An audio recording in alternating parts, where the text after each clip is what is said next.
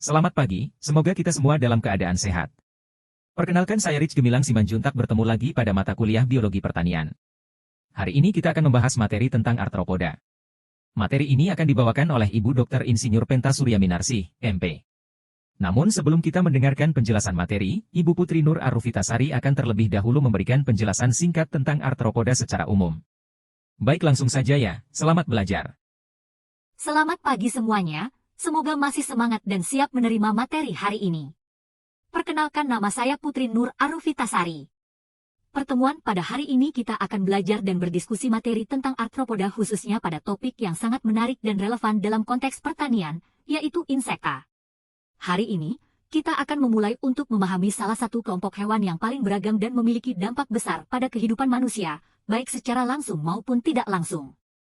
Insekta atau serangga adalah bagian dari kelompok arthropoda yang memiliki peran yang sangat penting dalam ekosistem, khususnya dalam dunia pertanian. Sebagai kelompok yang paling banyak spesiesnya, serangga memainkan dua peran utama dalam bidang pertanian, yaitu sebagai agen yang menguntungkan dan sebagai hama yang merugikan. Di satu sisi, kita tahu bahwa serangga seperti lebah, kupu-kupu, dan lalat memiliki peran vital dalam penyerbukan tanaman, yang sangat mempengaruhi hasil pertanian kita. Tanpa penyerbukan alami ini, banyak tanaman penting yang kita konsumsi tidak akan dapat berkembang dengan optimal. Di sisi lain, kita juga tidak bisa mengabaikan fakta bahwa beberapa jenis serangga merupakan hama yang merusak tanaman, mengurangi kualitas hasil panen, dan bahkan menimbulkan kerugian ekonomi yang cukup besar bagi petani. Dalam kuliah ini, kita akan menggali lebih dalam mengenai biologi serangga, peran ekologisnya, dan bagaimana mereka mempengaruhi sektor pertanian, baik secara positif maupun negatif. Dengan pemahaman yang lebih baik tentang serangga, kita bisa mengembangkan strategi yang lebih bijaksana untuk mengelola, baik untuk mendukung keberlanjutan pertanian yang menguntungkan maupun mengendalikan dampak negatif dari hama. Saya berharap kuliah ini dapat memberi wawasan baru dan pemahaman yang lebih mendalam mengenai hubungan erat antara serangga dan dunia pertanian, serta bagaimana kita bisa memanfaatkan atau mengelola peran mereka demi kesejahteraan bersama. Baik, mungkin sekilas pendahuluan dari saya tentang arthropoda. Terima kasih atas perhatiannya.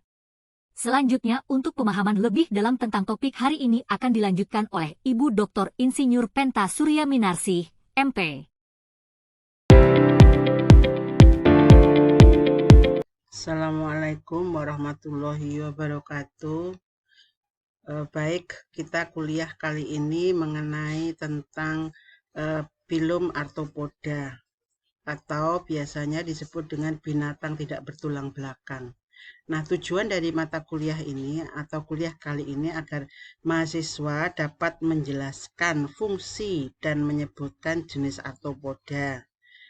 Kemudian yang kedua, mahasiswa dapat mendeskripsikan. Jadi mendeskripsikan peran arthropoda di dalam bidang pertanian itu apa saja yang dapat meningkatkan produksi daripada tanaman.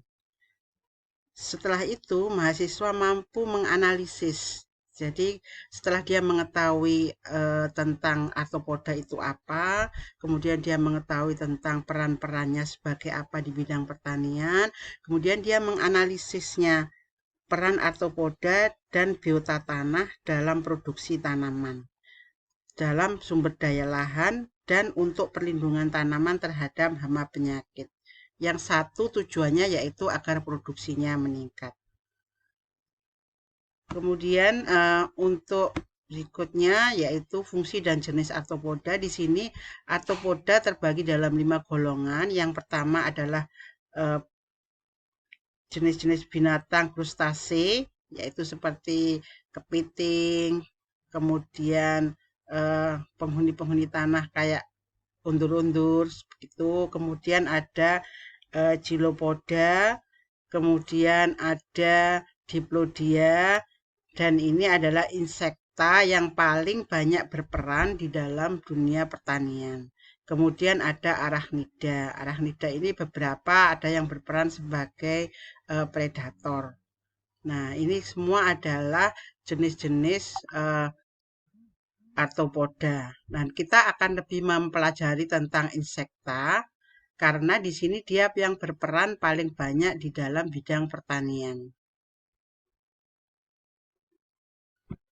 Nah, selanjutnya berdasarkan hal tersebut, karena serangga adalah jenis arthropoda yang paling banyak berperan di dalam bidang pertanian, maka kita harus memahami tentang tipe mulut daripada serangga ini. Karena tipe mulut ini akan berkaitan dengan kita mengenal dia sebagai hama, yang dimana dia mempunyai tipe mulut yang pertama adalah penggigit pengunyah. Nah, seperti contohnya di sini adalah belalang. Belalang ini memiliki tipe mulut penggigit pengunyah, di mana tipe mulut ini akan digunakan untuk menggigit bagian-bagian daun, bagian buah untuk makanannya. Nah, sehingga dia akan merusak bagian tanaman. Kemudian ada tipe mulut penusuk dan penghisap. Nah, penusuk penghisap di sini ada dua. Yang pertama adalah serangga dengan alat tipe mulut ini dapat menyebabkan terjadinya serangan atau bagian daun mengering. Karena dia memiliki tipe mulut menusuk, kemudian dia menghisap cairannya. Ini kalau di dunia pertanian. Akan tetapi kalau di kesehatan manusia seperti nyamuk, nyamuk itu tipe mulutnya juga menusuk menghisap sehingga dia bisa menghisap darah manusia. Seperti itu. Ini cairan tanaman yang dihisap sehingga tanaman ini akan menjadi mengering. Itu tipe mulut penusuk penghisap. Kemudian ada tipe mulut penjilat dan penghisap. Nah, ini biasanya tipe mulut yang memiliki probiosis kayak butterfly atau kupu-kupu, kemudian ada lebah, kemudian ada lalat, seperti itu. Dia memiliki tipe mulut penjilat dan penghisap. Jadi dia akan menjilat dan menghisap cairan madu seperti itu. Nah, serangga ini lebih bermanfaat. Nah, tetapi kalau ketika dia menjadi larva seperti kupu-kupu, itu dia termasuk dimerugikan. Tapi ketika dia sudah menjadi kupu-kupu, dia akan menguntungkan karena dia membantu terjadinya penyerbukan. Nah, peran arthropoda dalam pertanian yang pertama adalah sebagai hama, sebagai predator, sebagai parasitoid, sebagai penyerbu atau polinator, kemudian sebagai vektor penyakit tanaman. Nah, kemudian dia sebagai dekomposer juga. Jadi arthropoda ini sangat berperan dalam dunia pertanian karena perannya tersebut sangat banyak, bisa merugikan, bisa juga menguntungkan.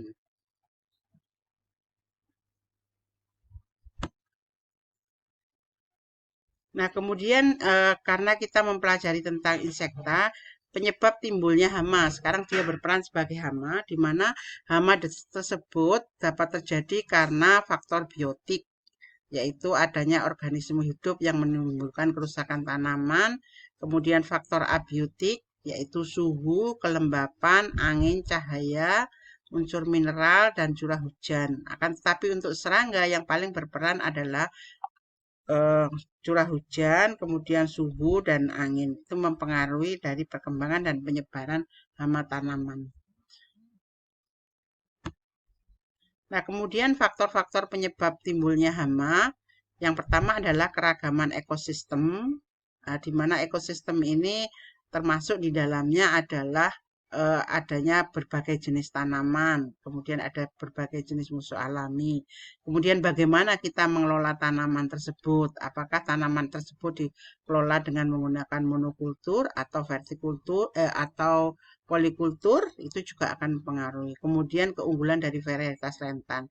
Nah, semua ini adalah faktor-faktor yang menyebabkan timbulnya hama. Jadi bukan hanya hamanya saja atau bukan hanya arthropodanya, tapi faktor-faktor yang menunjang pertumbuhan dan perkembangan serta penyebaran arthropoda. Nah, itu dipengaruhi oleh beberapa hal seperti ini tadi.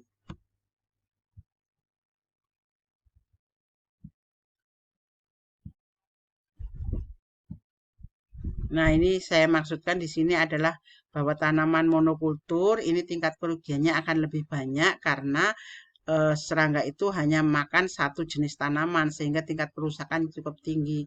Tapi kalau di tanam monokultur, polikultur seperti ini, dia akan ada pilihan. Kemudian ini ada refugia, di mana dia berperan sebagai tempat hidup daripada serangga-serangga predator juga yang akan membantu memangsa serangga-serangga hama. Nah, kemudian mengapa dia disebut hama? Karena di sini dia menyebabkan kerusakan baik kualitas maupun kuantitas. Nah, kuantitas di sini adalah hasilnya sangat berkurang karena adanya serangan hama tersebut. Kalau kualitas itu ada kerusakan pada bagian-bagian tanaman. Di beberapa negara memang kalau ada kerusakan gini kan sedikit memang sebenarnya itu berarti sehat, tapi eh, kualitasnya jadi berkurang, apalagi kalau itu tanaman-tanaman yang diambil eksotiknya atau segi keindahannya. Kayak buah gini ya, siapa yang mau makan buah berulat seperti itu, nggih. Jadi ini beberapa contoh hama dari arthropoda. Contohnya di sini adalah hama penghisap, yaitu apit.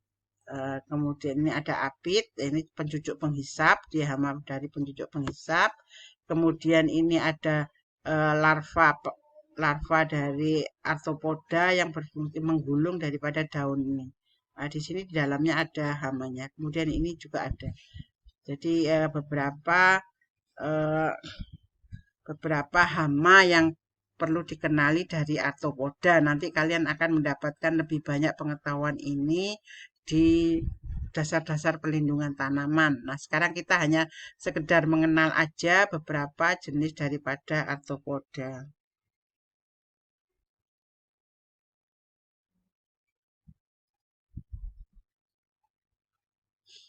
Nah, ini beberapa ini juga hama yaitu dari jenis insekta, dia penggorok daun.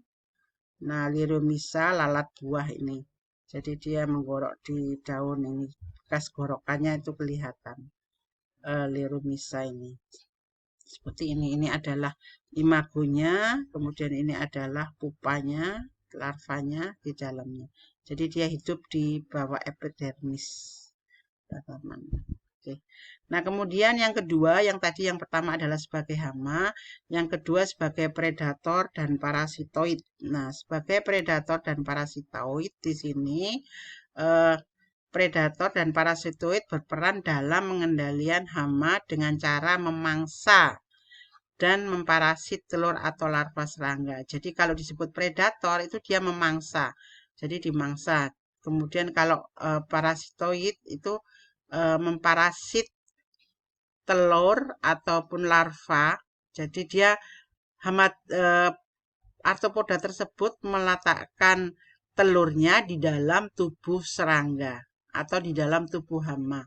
Nah, biasanya dia punya ovipositor untuk meletakkan telur daripada predator ini ke dalam tubuh serangga. Nah, ketika nanti serangga ini telur ini menetas menjadi larva, maka dia akan memakan bagian-bagian daripada larva tersebut. Nah, itu filmnya juga cukup bagus tentang predator ini. Nah, keberadaan predator ini tentunya akan dipengaruhi oleh adanya limpahan daripada musuh alami. Kemudian biasanya kita memelihara tanaman refugia atau tanaman pengganti, atau dia bisa hidup dari tanaman inang-inang alternatif. Contohnya trichorgama itu digunakan untuk larva penggerek batang padi. Tapi untuk pemeliharaannya dia menggunakan Corsira, yaitu larva daripada hama gudang, hama beras Corsira. Nah, itu namanya inang alternatif. Kemudian satu lagi yang mempengaruhi keberadaan predator dan parasitoid ini adalah pestisida. Karena pestisida ini tidak bersifat selektif. Jadi semua insektisida akan berdampak terhadap semua pestisida insektisida akan berdampak terhadap predator maupun parasitoid yang serangga. Nah, ini ada beberapa hal yang perlu saudara ketahui. Jadi penggunaan pestisida itu juga akan menyebabkan berkurangnya populasi daripada predator dan parasitoid selain hamanya sendiri. Nah, sekarang dilemanya ketika kita mengendalikan larva daripada kupu-kupu atau ngengat, karena pada larva, stadium larva dia merugikan. Nah, tetapi ketika dia nanti menjadi dewasa, dia kan bermanfaat sebagai polinator. Nah, kalau kita kendalikan semua pada saat dia menjadi larva, kemudian tidak ada polinator, nah tanaman kita juga tidak akan berproduksi. Oleh karena itu yang disebut dengan integrated pest management itu dalam rangka eh, mengendalikan populasi, bukan memberantas. Seperti itu ya. Kemudian komponen-komponen pengendali hayati hama dapat berupa parasitoid atau parasit yang saya sebutkan tadi. Nah, parasit ini adalah binatang atau organisme hidup yang hidup di dalam organisme yang lain yang lebih besar, yang merupakan inangnya, karena memakan atau menghisap cairan daripada inangnya. Itu parasitoid. Parasit. Nah, kemudian parasitoid adalah serangga yang memarasit serangga lain pada parasitoid yang bertindak sebagai parasit pada saat pradewasa. Nah, imagonya hidup bebas, tidak terikat pada inangnya. Ini perbedaan parasit dan parasitoid. Kalau predator jelas dia memangsa ya. Nah, ini beberapa contoh predator, parasitoid. Nah, di mana dia meletakkan telurnya, ini ovipositornya ya. Ovipositor itu tempat meletakkan telurnya. Nah, dia meletakkan telur di dalam tubuh larvanya. Nah, kemudian ini juga, jadi dia meletakkan telurnya. Nah, telur ini nanti dia akan berkembang di dalam tubuh serangga ini sehingga serangga ini mati. Dan biasanya siklus hidupnya dia pendek, parasitoid itu, supaya dia bisa segera hidup dan memakan makanannya ini. Nah, ini parasitoid. Jadi ovipositornya ditusukkan ke dalam tubuh serangga.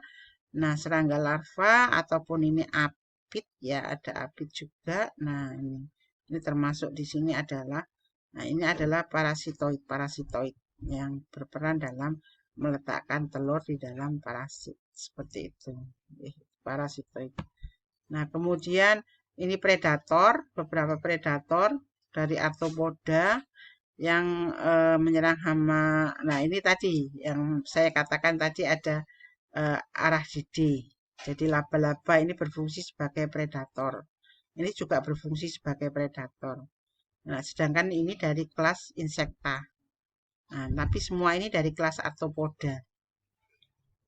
Baik, kita lanjutkan kuliah kita pagi ini tentang arthropoda sebagai polinator. Tadi sudah kita bahas tentang arthropoda sebagai hama, sebagai musuh alami. Nah, sekarang kita membicarakan arthropoda sebagai polinator.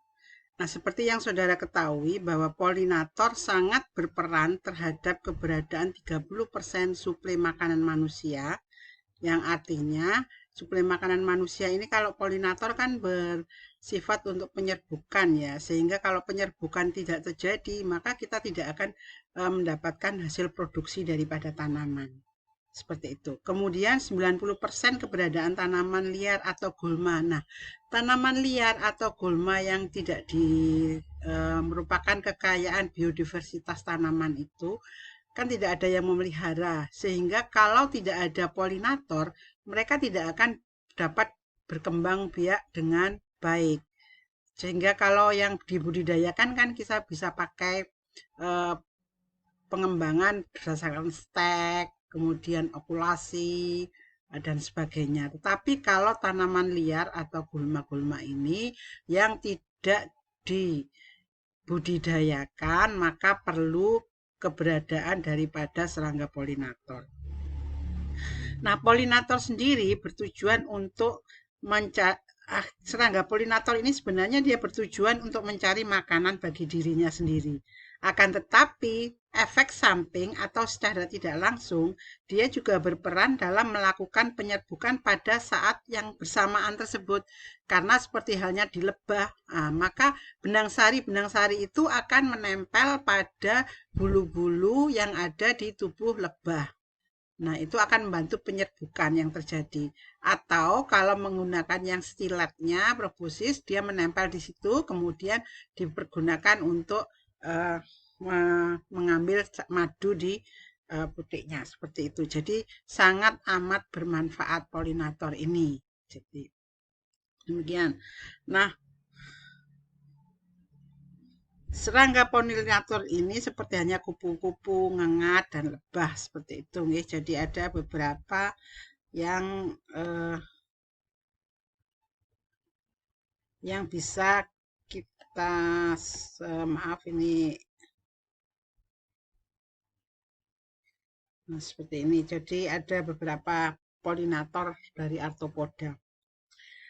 Selanjutnya, nah ini ada beberapa polinator yang yaitu lebah ini. Nah, di sini kan ada banyak bulu-bulunya yang terdapat pada lebah itu sehingga menempellah benang sari itu pada lebah, dan ketika dia menusuk dan menghisap putiknya, maka benang sari itu akan berjatuhan pada bunga ini sehingga terjadilah perkawinan antara putik dengan benang sari atau bunga jantan dan bunga betina.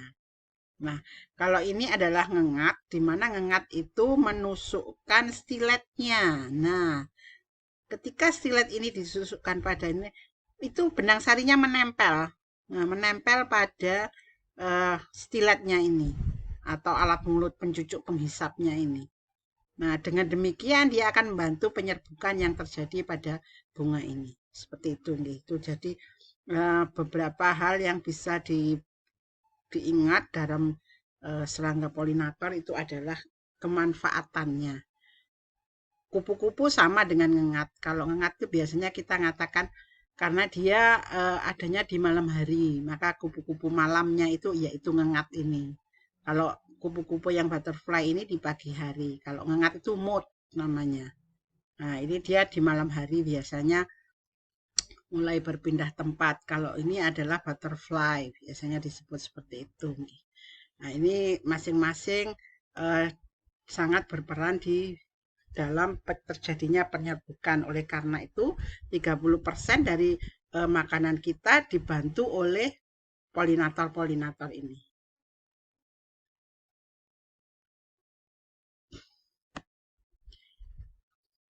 Nah, kemudian ini ada apit sebagai vektor. Tadi kita sudah mempelajari apit itu juga termasuk arthropoda. Jadi termasuk jenis-jenis arthropoda. Nah, di sini apit ini ada ini kalau pengen mempelajari lebih lanjut, coba saudara lihat di YouTube yang ada ini. Ini alamat YouTube-nya. Nah, kemudian di sini ada serangga yang berfungsi sebagai vektor, yaitu apis glisin, yaitu kutu yang terdapat pada kedelai, apis classifora, kutu yang terdapat pada kacang tanah, kemudian ada Mysus persicea, dan masih banyak lagi jenis-jenis apit yang berfungsi sebagai vektor. Nah, ini biasanya dia membawa penyakit-penyakit virus. Nah, di dalam virus ini tidak akan membuat apit ini sakit sama dengan kalau COVID itu ya, itu juga virus, tapi dia tidak membuat tidak ada vektornya. Kalau itu vektornya adalah berupa lendir ya. Kalau ini vektornya adalah apit. Nah, di dalam tubuh apit ini, dia kalau hanya terkandung di dalam stiletnya aja, menempel pada stilet, maka disebut dengan non-persistent. Artinya setelah dia menghisap di satu tanaman, dia berpindah lagi, maka sudah tidak mengandung virus lagi. Karena virusnya sudah dimasukkan ke tanaman satunya. Karena dia hanya menempel. Kemudian ada satu lagi, mengikuti metabolisme tubuh. Di metabolisme tubuh daripada serangga itu, sirkulasi peredaran darah daripada, tidak ada darah sih dia, gemosil ya kalau nggak salah itu. Nah, dia mengikuti peredarannya seperti itu, tapi tidak berkembang. Nah, maka disebut dengan semi persisten. Kalau persisten dia juga berkembang di dalam tubuh apit itu. Nah, yang ini adalah apit, yang ini adalah Mysus persicea. Nah, itu yang jadi apit juga merupakan arthropoda yang berfungsi sebagai vektor. Jadi ini kebetulan dia termasuk yang merugikan ya, selain menyebabkan tanaman sakit karena sifatnya yang mencucuk menghisap menyebabkan tanaman kering, kemudian dia membawa penyakit pula.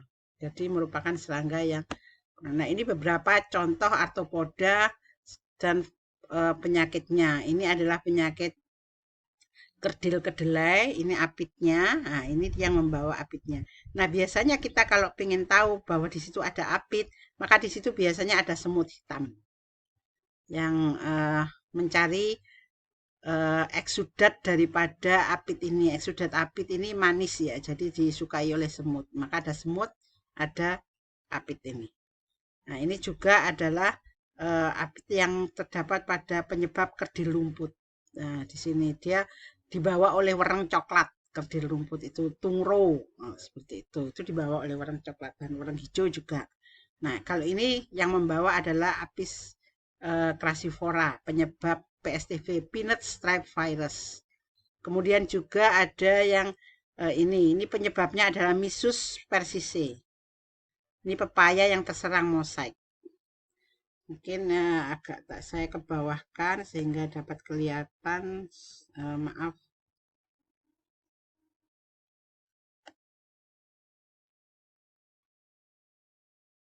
Nah, ini. Jadi ini pepaya kena mosaik, transmitted by vector. Nah, ini vektornya adalah Mysus persicea.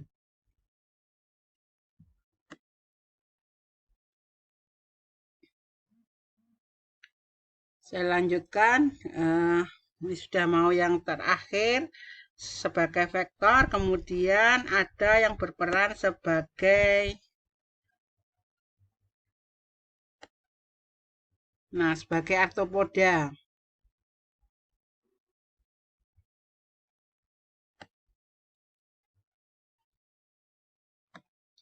Nah, ini mungkin kurang ke bawah ya, nanti kita lihat di PPT-nya aja. Nah, arthropoda sebagai decomposer adalah organisme yang berada di dalam tanah yang disebut dengan penghuni tanah atau disebut dengan biota tanah. Kalau ingin tahu lebih jelasnya lagi, bisa saudara lihat di YouTube ini.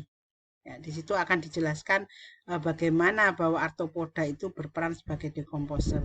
Kalau kita lihat di sini ada lalat, beberapa lalat. Lalat ini adalah lalatnya bukan decomposer, tapi ketika dia menghasilkan telur, kemudian menetas menjadi larva. Nah, larva-larva inilah yang berperan sebagai decomposer. Karena larva-larva ini butuh makan, maka dia makan tanah, kemudian kotorannya keluar. Nah, kotoran-kotoran ini sudah terdekomposisi oleh lalat ini. Nah, sehingga kalau kita lihat dengan mikroskop yang lebih jeli, ya itu maka di sini sudah terurai, tanah-tanahnya sudah terurai. Nah, organisme tanah disebut dengan biota tanah. Ini terutama faunanya ya. Kalau mikroorganismenya kan sudah kita bahas kemarin. Ini biota tanah yang berupa faunanya. Merupakan semua makhluk hidup baik hewan maupun tumbuhan yang seluruh sebagian siklus hidupnya berada di dalam sistem tanah. Nah, dalam hal ini kita hanya akan membahas fauna tanah yang di dalam tanah, yang di atas permukaan tanah. Nah, itu disebut dengan fauna, maka akan disebut dengan fauna tanah atau biota tanah yang berupa fauna. Oke. Contohnya di sini adalah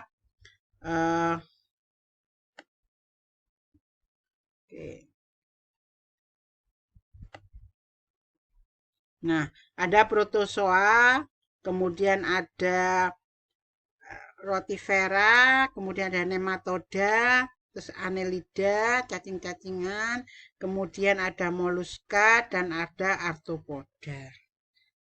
Nah, seperti ini. Jadi ini memang beberapa jenis fauna yang terdapat di dalam tanah yang membantu terjadinya terjadinya dekomposer daripada tanah. Jadi arthropoda juga berperan sebagai dekomposer dari tanah.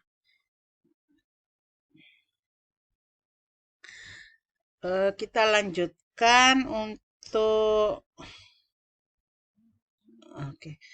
sedikit lagi, yaitu kita akan diskusi di sini. Yang pertama nanti dibentuk kelompok ya, ada 6 kelompok. Yang pertama tolong didiskusikan dan dijawab dengan gini. pengetahuan yang sudah didapatkan tadi, saya jelaskan di PPT, kemudian saudara cari tambahan-tambahan yang di YouTube tadi, kemudian cari juga di literatur. Nah, bagaimana peran arthropoda dan bagaimana saudara mengelola organisme tersebut, artinya arthropoda, agar dapat meningkatkan produksi tanaman.